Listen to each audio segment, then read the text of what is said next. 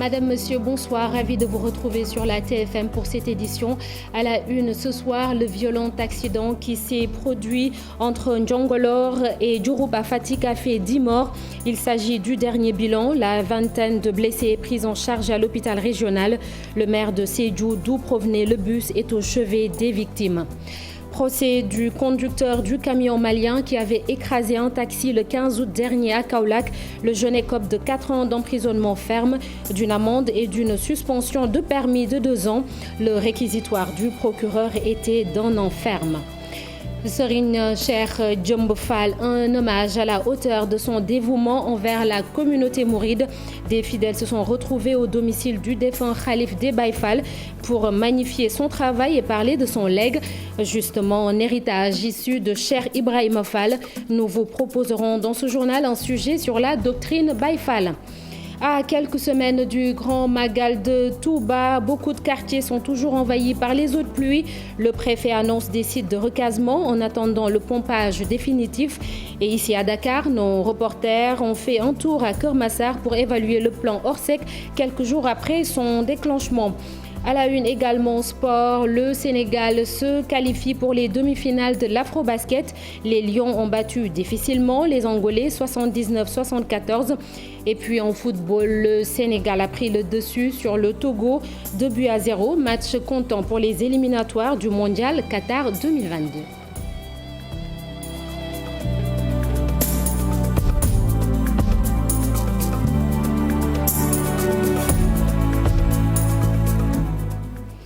Bonsoir à tous. 10 morts et une vingtaine de blessés. C'est le bilan provisoire de l'accident survenu hier sur la route nationale numéro 1 à hauteur de Fatick. Une collision entre un bus et un camion. Toutes les victimes à bord du bus provenaient de Sédhiou. Les blessés sont actuellement pris en charge à l'hôpital régional de Fatick. Le maire de Sédhiou, par ailleurs ministre de la Culture, s'est rendu à leur chevet. Les derniers développements de cet accident avec Aminata Goudjabi et Abdou Karim Bey. L'état de ces deux voitures témoigne de la violence de l'accident. À l'origine, une collision entre le bus et le camion. Résultat, 10 morts et une vingtaine de blessés, dont certains dans un état critique. Les blessés ont été admis ici au service des urgences de l'hôpital régional de Fatick. Leur prise en charge est correcte, la structure est assez équipée. Avec le soutien quand même des autorités, nous avons pu relever notre plateau technique. Il y a un service d'accueil des urgences avec tous les dispositifs nécessaires. Il y a aussi le service dédié à la prise en charge des accidentés qui est le service d'orthopédie et de traumatologie. Et donc la prise en charge n'a pas eu de difficultés. Nous avons aussi démarré un service de réanimation. La majeure partie des victimes vient de Sédhiou. Le ministre de la Culture, par ailleurs maire de Sédhiou, est venu à leur secours. Toutes les dispositions sont prises pour accompagner les victimes. Et vous savez qu'aujourd'hui, mercredi, sera un jour de conseil des ministres, mais le président de la République, très ému, m'a mandaté de venir auprès des autorités administratives ici pour pouvoir apporter d'abord notre soutien et leur présenter toutes nos condoléances. C'est le lieu de présenter nos condoléances à l'ensemble des Sénégalais du gouvernement. Nous avons 3 personnes dans une situation assez grave, comme le disait le maître, le directeur de l'hôpital. Et nous allons aider avec tout le monde à essayer de convoyer les différents corps. Les accidents mortels sur la route nationale numéro 1 sont fréquents. Les populations environnantes sont convaincues que la seule solution reste l'érection de ralentisseurs. Cette route-là, c'est la plus meurtrière du Sénégal. Et le trafic est extrêmement dense, à tel point qu'il faut penser dissuader les chauffeurs. La vitesse est souvent à l'origine de certains accidents. C'est le lieu de réitérer notre demande à l'endroit de l'État du Sénégal pour que des ralentisseurs puissent être érigés. L'accident, il faut le rappeler, s'est produit ce mardi, peu avant 22h, entre Diouroup et Njongolor dans le département de Fatick. Et 2 semaines après l'effroyable accident qui a coûté la vie à 4 personnes à Kaolack, le tribunal a rendu son verdict à l'issue du procès. Le chauffeur du camion malien qui a écrasé le taxi est condamné à 4 ans de prison ferme. Il devra également payer une amende de 106 000 francs et son permis de conduire est suspendu pour 2 ans. Le parquet avait requis 1 an de prison ferme. Pour sa défense, Idrissa Doumbia affirme qu'il dormait au volant. Les détails avec Pamba Diao à Kaolack. Il va purger une peine de 4 ans. Le tribunal l'a condamné pour homicide et blessure involontaire. Pour sa défense, Idrissa Doumbouya a affirmé qu'il dormait au volant. D'ailleurs, quand le président du tribunal lui a demandé d'expliquer le film de l'accident, il a répondu qu'il ne pouvait pas. Selon lui, c'est son apprenti qui lui a fait savoir que le camion a heurté un taxi. Le chauffeur malien dit avoir pris des comprimés contre la grippe, des médicaments qui pourraient être la cause du sommeil. Mais il a précisé que c'est après 8 heures de temps qu'il a repris la route. Selon toujours le chauffeur, il a commencé à sentir le sommeil à l'entrée de Kaolack et il voulait traverser d'abord la ville pour ensuite se reposer. Dans son réquisitoire, le procureur a demandé une peine de 1 an de prison. Son avocat, dans sa plaidoirie, avait estimé que son client a commis l'imprudence de faire une automédication. Il a demandé la clémence du tribunal. Le juge a finalement condamné Idrissa Doumbouya à 4 ans de prison ferme et une amende de 106 000 francs. Son permis de conduire est également suspendu pour 2 ans. A rappelé que Idrissa Doumbouya conduisait le camion qui a heurté un taxi au centre-ville de Kaolack, occasionnant 4 morts et un blessé grave.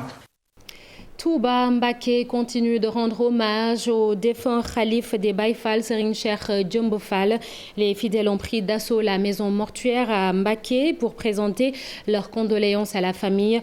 Tous magnifient l'humilité de l'illustre petit-fils de Mame Cheikh Ibrahima Fall, un guide qui a toujours œuvré dans le respect du ndigal. Pape Balla Gueye.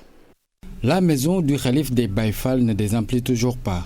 Les fidèles venus des localités les plus éloignées de la ville sainte ne veulent aucunement rater l'occasion de présenter leurs condoléances au nouveau khalife de feu Serigne Cheikh Jëmb Fall.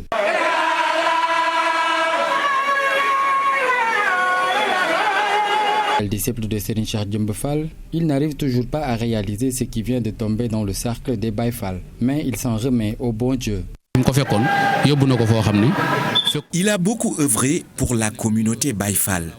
Serigne Cheikh Jëmb a toujours eu du succès dans tout ce qu'il a eu à entreprendre dans sa vie. Donc aujourd'hui, nous ne pouvons que rendre grâce à Dieu. Nous prions pour le repos de son âme. Son geste durant ses 14 ans de khalifa ne sont pas vains. Serigne Mamor Ndaw Baye Fall voit aujourd'hui en Serigne Cheikh Jëmb Fall, l'illustre disparu, un parcours identique à celui de Mame Cheikh Ibrahima Fall. Serigne Cheikh Jëmb était l'incarnation de Mame Cheikh Ibrahima Fall sur terre, et ce, à tous les niveaux. Mame Cheikh Ibrahima Fall a quitté ce bas monde un mardi. C'est le cas également de Serigne Cheikh Jëmb. Dans une ambiance folklorique, au rythme des zikrs, les Baye Fall unis comme un seul homme continuent de chanter les louanges de Mame Cheikh Jëmb Fall, décédé ce 31 août. Et sachez que n'est pas Baye Fall qui veut. Au-delà de l'apparence, le Baye Fall se caractérise par sa grande ferveur, son culte du travail et son humilité, toute une philosophie qu'incarnait le fondateur de cette branche du mouridisme, Mame Cheikh Ibrahima Fall Lamp. Dissa Prera et Younous Diatta.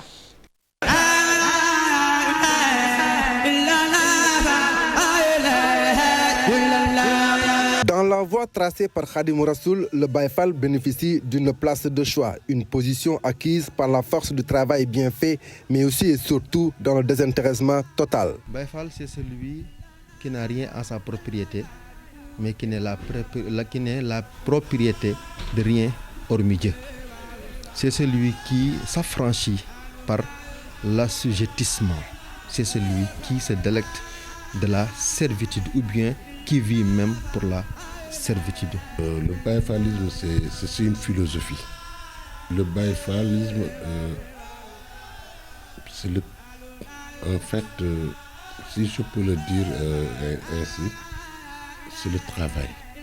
Plus qu'une démarche religieuse, le Baye Fallisme est une philosophie de vie.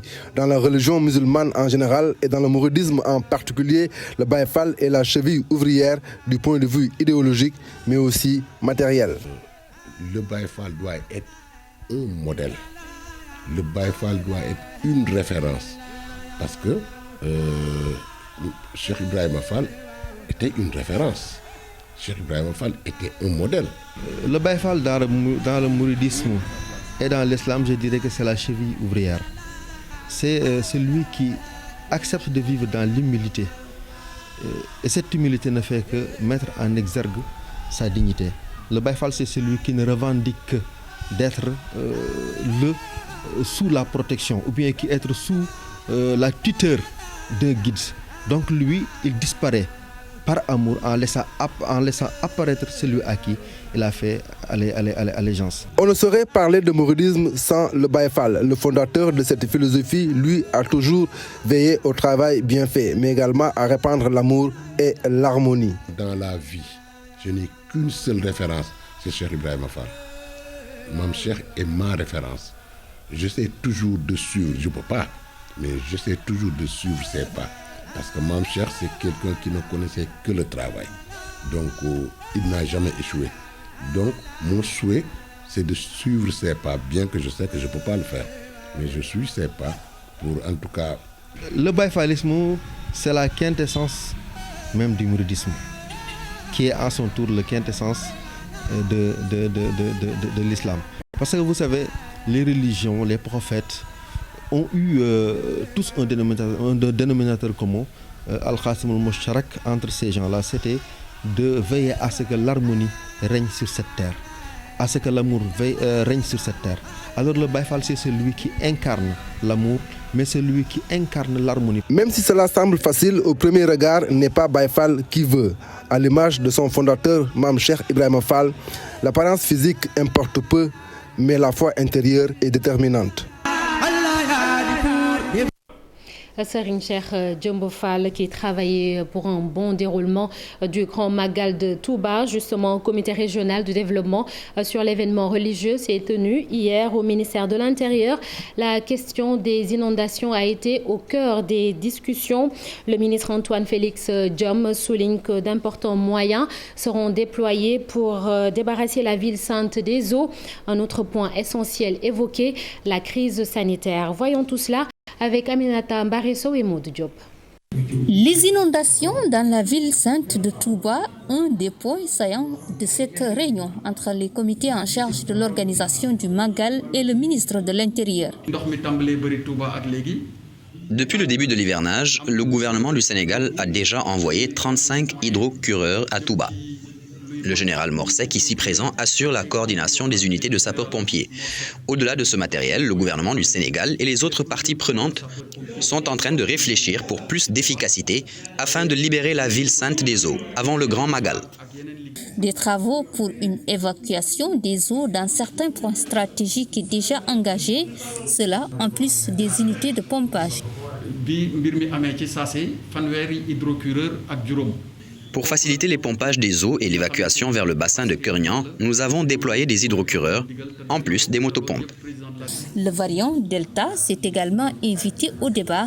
Face aux nouvelles contaminations, le porte-parole du Khalife général des Mourides appelle les fidèles au respect des mesures barrières. Préparer les fidèles au Magal, c'est aussi les préparer à s'adapter au contexte actuel marqué par la pandémie de Covid-19. Et vous le rappeliez d'ailleurs tout à l'heure aux fidèles. Cette rencontre entre dans le cadre des préparatifs du Grand Magal de Touba, le Magal de Touba fixé cette année, le 25 septembre. Les inquiétudes des autorités de Touba sont bien évidemment fondées. Dernièrement, des personnes ont perdu la vie par noyade dans des eaux stagnantes. Le préfet du département de Mbacké demande l'achèvement des travaux et invite les parents à plus de vigilance. Il annonce par ailleurs la disponibilité prochaine de sites de recasement pour les sinistrés entre Mbacké et Touba. Le reportage sur place de Pape Balagay est à la Sambe. Le reportage de Pape Balla est à la Sambe que nous allons peut-être retrouver dans quelques instants. En attendant, le plan national d'organisation des secours, le plan Orsec, a été déclenché il y a une dizaine de jours. Aujourd'hui, où en est-on, surtout avec les grosses quantités de pluie enregistrées? Nos équipes se sont rendues dans un marché de Keur-Massar quelques heures après l'orage d'hier. Les occupants ne cachent pas leur déception et leur ras-le-bol. Marcel Farba Maroun, Gervais Yao. plusieurs minutes de manœuvre pour faire démarrer ses motopompes. Même si la pluie enregistrée mardi soir dans Dakar et sa banlieue n'a pas été conséquente, ici à Keur Massar, certaines zones font encore face à des difficultés liées aux inondations. Ceux qui mènent leurs activités dans ce garage ne diront pas le contraire.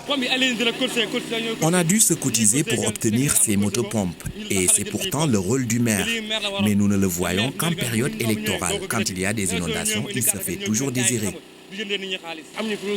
Nous n'avons que ce garage qui fait office de bureau pour nous. C'est pour cette raison que nous y mettons tout pour pouvoir bien travailler. Si ce n'était que le maire, rien ne se serait arrangé. Aux alentours, des femmes, certaines vendeuses de repas, d'autres de fruits, affichent leur désarroi. Chaque fois, c'est le même cri du cœur. Nous demandons de l'aide aux autorités. C'est très difficile, certes, pour nous en ce moment, surtout lorsqu'il pleut. On n'est même pas sûr de pouvoir travailler. Vous voyez, ces gens-là, c'est juste par fidélité qu'ils sont là. Mais prendre son petit déjeuner dans ces conditions, ce n'est pas évident. Quand il pleut comme ça, nous n'avons pas d'espace pour écouler nos produits à cause de l'eau. Parfois, on vient garer les voitures devant nous, là où on exerce. Par conséquent, nos marchandises se gâtent. La chaleur est infernale, l'eau aussi est très abondante ici à Keur Massar. Nous tenons donc à rappeler au président Macky Sall que nous faisons partie du peuple sénégalais. Nous l'avons élu, il doit prendre le temps de bien connaître nos préoccupations. Selon les autorités, 27,8 milliards de francs CFA sont inscrits dans le budget pour lutter contre les inondations et 83% de ces fonds ont déjà été mobilisés. Pour sa part, l'Agence nationale de l'aviation civile et de la météorologie, ANACIM, fait état de pluies faibles pour ces prochaines 72 heures sur la capitale. À partir de ce mercredi 1er, un prélèvement de conformité fiscale de 12% leur est imposé à compter de ce jour. Une taxe pour une meilleure équité fiscale selon la Direction générale des impôts et domaines. L'UNACOA, l'Union nationale des commerçants et industriels du Sénégal, qui ne le voit pas ainsi, évoque des répercussions sur le panier de la ménagère. Fatou Bintou Conté et Amadou Ba ont donné la parole aux deux parties. À partir de ce mercredi 1er septembre, les importateurs qui ne sont pas en règle avec la fiscalité se verront imposer un impôt appelé PCF, prélèvement de conformité fiscale de 12% sur les importations effectuées. Donc, est un impôt qui est appliqué aux importateurs au niveau des barrières douanières. Donc, au moment de réaliser les opérations d'importation, de dédouanement, les importateurs qui ne sont pas en règle avec l'administration fiscale se verront appliquer un prélèvement de 12% sur la valeur en douane des marchandises qu'ils devront dédouaner. Cet impôt permet en quelque sorte de favoriser l'équité fiscale et ne concerne pas les importateurs en règle avec l'administration. Il faut instaurer à travers cette taxe l'équité fiscale et promouvoir aussi le civisme fiscal. Tout importateur qui paye régulièrement ses impôts, qui déclare régulièrement, n'a rien à voir. Il ne se verra pas appliquer le PCF. Seulement, Ousmane Sindiaye, le directeur exécutif de l'UNACOA, estime que le moment choisi pour mettre en place cet impôt n'est pas des meilleurs et que celui-ci risque d'avoir des répercussions sur le panier de la ménagère. C'est pourquoi il me semble qu'il est très important que dans le cadre de l'exécution de la mise en œuvre de cette taxe, qu'il y ait un accompagnement très serré des importateurs qui sont ciblés, mais surtout un cadre de concertation qui facilite son application pour permettre justement aux importateurs de bien la porter et naturellement de bien la répercuter chez les consommateurs. Une allégation balayée d'un revers de main par la DGID qui estime que cette taxe sanctionne juste les importateurs récalcitrants. Si tous les importateurs se conforment à la loi fiscale, il n'y aura plus de PCF. Donc ce n'est pas un impôt qui est là, un impôt perpétuel ou continu pour impacter négativement, etc. C'est plus pour impacter sur le mauvais comportement de certains citoyens qui ne respectent pas les règles du jeu en se conformant à la loi fiscale. Une plateforme d'ailleurs est mise en place par la DGID pouvant permettre à ces opérateurs économiques de mieux s'imprégner de cette nouvelle fiscalité. Vous l'avez constaté, le prix du sucre cristallisé a connu une hausse depuis un moment.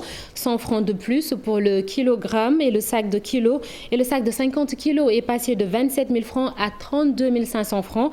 Les vendeurs de café Touba ou d'autres aliments nécessitant du sucre vivent mal cette augmentation. Le reportage de Habib Faye et Younous Diata. C'est une denrée rare, difficile de trouver le sucre. À la rue 1 de la Médina, Boubacar Baldé n'a pas haussé, lui, le prix du kilogramme. Grand, ça va, nanga def? Am nga suukar? Yow yokko suukar. Par ñaata ngay jaay fonde bi? 200, 150. Mais 100 francs daan nga ko jaay, léegi lu tax jaay toog? Suukar moo cher moo tax. Suukar moo cher. Ñaata nga daan jëndee? 600 laa doon jëndee. Léegi ngay jëndee 800. Boko jaay 100 francs nag xanaa lu tax doo ko nangoo jaay 100 francs ba léegi. Mais il refuse de nous expliquer comment il a obtenu le sac de sucre qui est introuvable actuellement dans le marché. Il parcourt les rues de la ville pour écouler son café Touba. Serigne Mbacké Fall a subi la flambée du prix du sucre.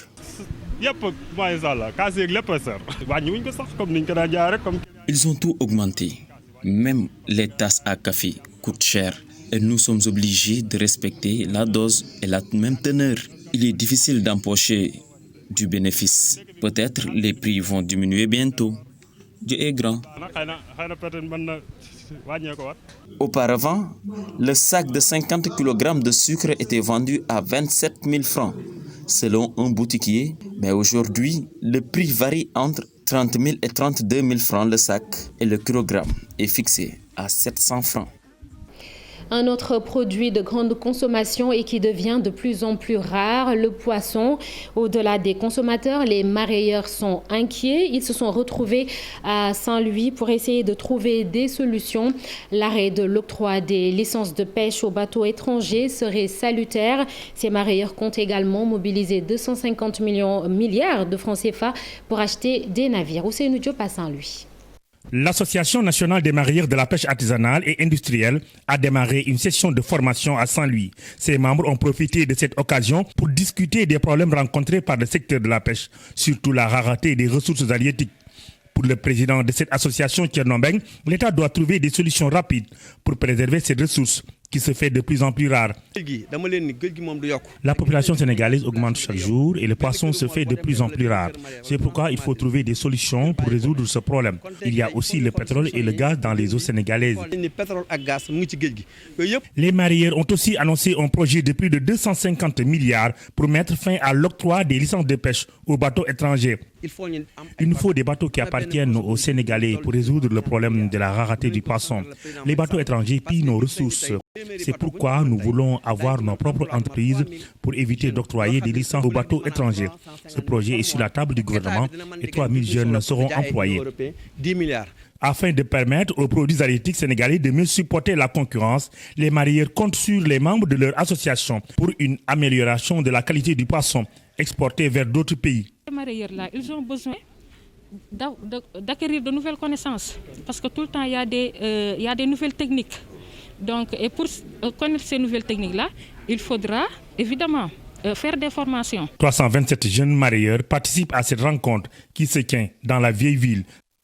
À Fandène, dans le département de Thiès, ce sont les vols de bétail et les agressions qui perturbent la quiétude des populations. Des centaines de moutons et de bœufs sont souvent emportés par des malfaiteurs, parfois armés. Les villageois de la commune veulent une application stricte de la loi criminalisant le vol de bétail. Chérante Diop et Seylatir dans la région de Thiès. Vol de bétail, des attaques à main armée, les populations de Fandène étalent leurs inquiétudes et dénoncent l'insécurité qui règne en maître absolu dans cette commune rurale. Toute la commune de Fandène et celle de Seriflo ont un cri de cœur pour déplorer les voleurs qui nous fréquentent jour et nuit pour voler nos bétails. Les 2 ans passés, on a comptabilisé des centaines de moutons enlevés. Le développement de Fandène, les 95% est dû au bétail. Actuellement, nous ne pouvons élever aucun mouton dans nos enclos, raison pour laquelle la pauvreté se fréquente à Fandène. Particulièrement frustrées, ces populations interpellent les autorités sur la situation. Selon elles, la criminalisation du vol de bétail doit être appliquée dans toute sa rigueur. Parce que nous sommes fatigués à ces voleurs. Durant les années passées, l'État a voté une loi qui criminalise le vol des bétails. Mais la loi n'est pas suivie à sa rigueur selon nous. La semaine passée, nous trouvons le portable des voleurs dans le village de Tchalé, qui ont laissé leur téléphone dans les lieux. Alors, le portable est l'un des voleurs, il se trouve à la justice.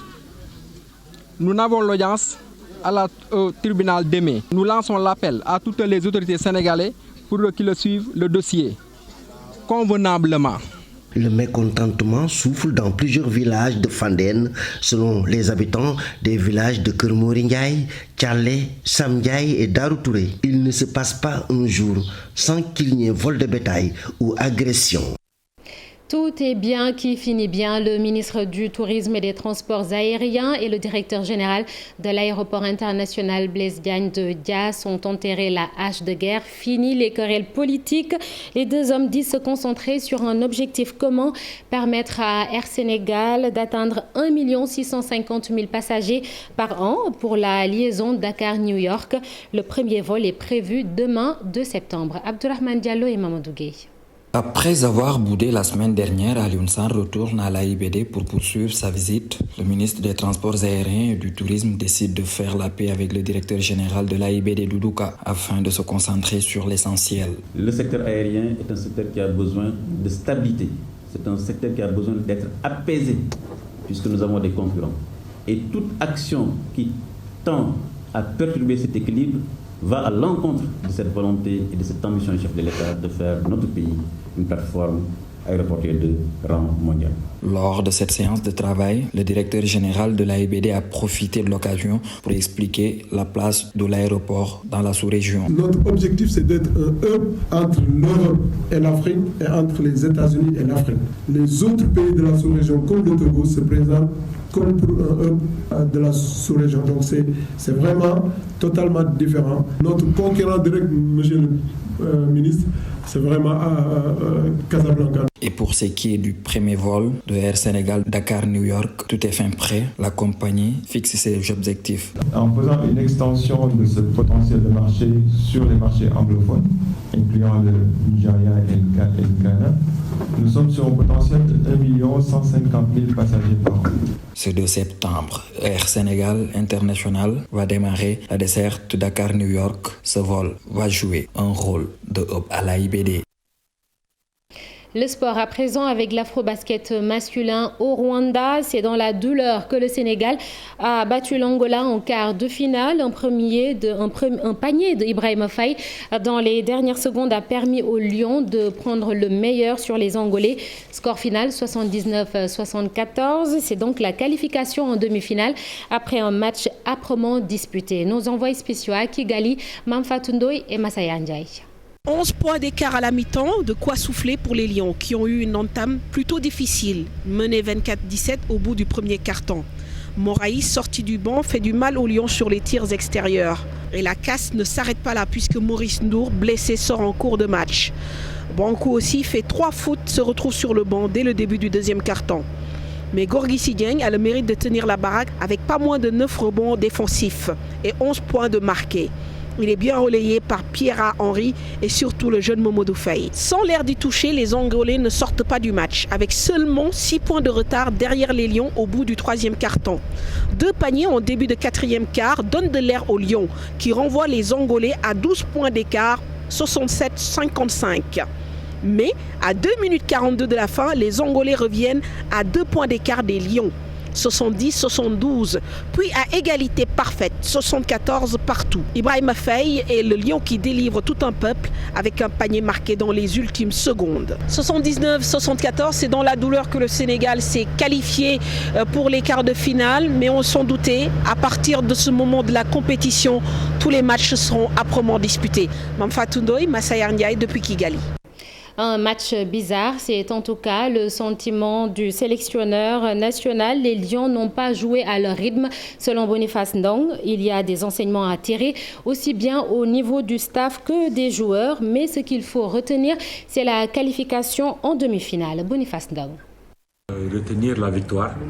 Mais bon, si on analyse le match, c'est un match bizarre. Voilà. On n'a pas pu trouver notre jeu, on n'a pas pu trouver notre rythme, on n'avait pas de l'énergie, on ne courait pas. Donc, je ne sais pas, la pression, peut-être l'heure qu'on a joué, peut-être aussi que l'Angola était peut-être tactiquement plus près que nous. Voilà, donc des questions que je pourrais peut-être répondre juste quand j'aurai visionné le match. Une chose que je peux dire, c'est que par exemple, la chose bizarre, on ne courait pas après le rebond. Tu vois, donc quelque chose qu'on a fait, toujours passer la balle, moitié terrain, courir. Aujourd'hui, on n'a pas été capable de le faire. Voilà, donc peut-être la pression, tu vois, peut-être la fatigue. Non, le match n'a jamais été perdu parce qu'on n'a jamais été derrière à la fin. Ils ont pu égaliser, mais bon, nous étions à 8 points, 9 points, ils sont revenus. On a eu des tirs ouverts, on n'a pas mis, on a eu des lancers francs. Donc je pense que c'est nous qui avons plus contrôlé le match à la fin. Voilà, donc cela bien sûr n'efface pas en fait le travail excellent que l'Angola a fait. Quand tu vas en guerre, tu vas avec tes meilleurs soldats.